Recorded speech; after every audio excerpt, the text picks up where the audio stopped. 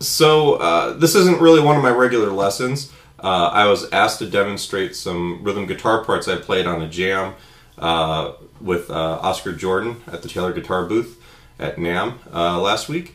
So the person who originally wrote the song that we were playing is famous for zealously protecting his intellectual property. So I'm not actually going to teach the song, but I am going to teach a rhythm guitar part that I use when I play in a trio setting that allows me to kind of fill the space, and it works pretty well for this setting, and isn't actually the song itself. So I don't feel uncomfortable demoing it. I just don't want to mention the name of the song. I don't want to say, hey, I'm teaching this song. It's just a rhythm guitar part. So here you go. Okay, so let me play a little bit for you.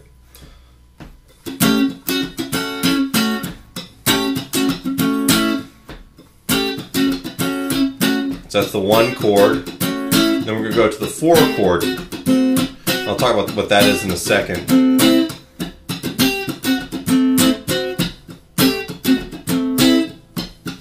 And back to the 1 chord.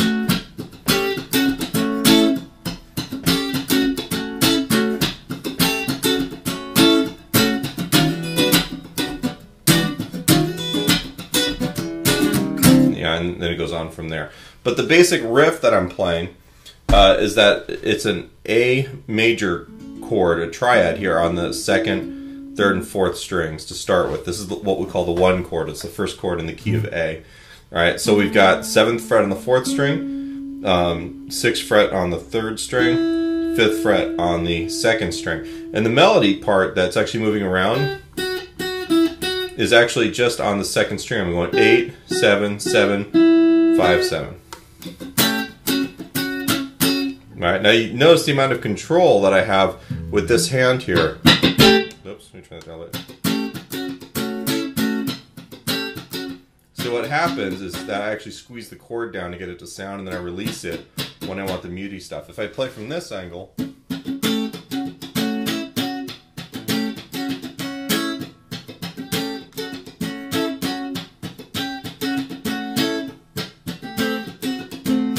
you can kind of see I'm playing pretty much everything here, and then it's just this hand that controls.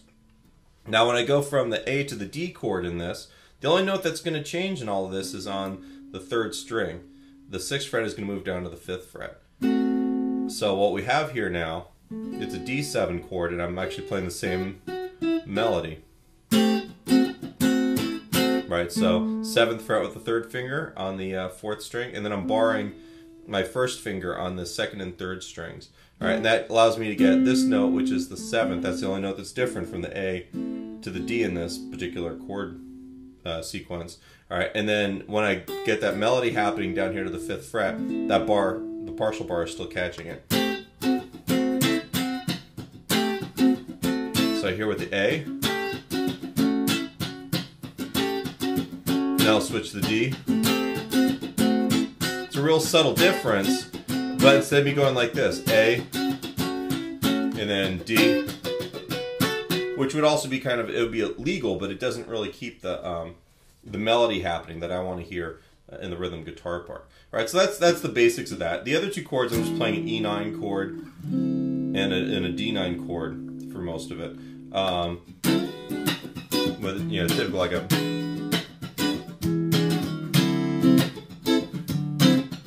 funky rhythm like that. I'm not gonna, since this isn't my regular podcast, I'm actually not gonna like do a full lesson on it. The thing to remember though with all of this stuff is that you want to try and make sure that your right hand is moving for every 16th note. You want to make sure that every subdivision is accounted for. And we're not doing a full like funk guitar lesson here, but if you don't keep this going, the stuff that you do with this hand isn't going to sit in the pocket very well. So that's kind of the big deal here. All right, so let me just play it for you one more time. I'll kind of back up a small amount so you can see both hands.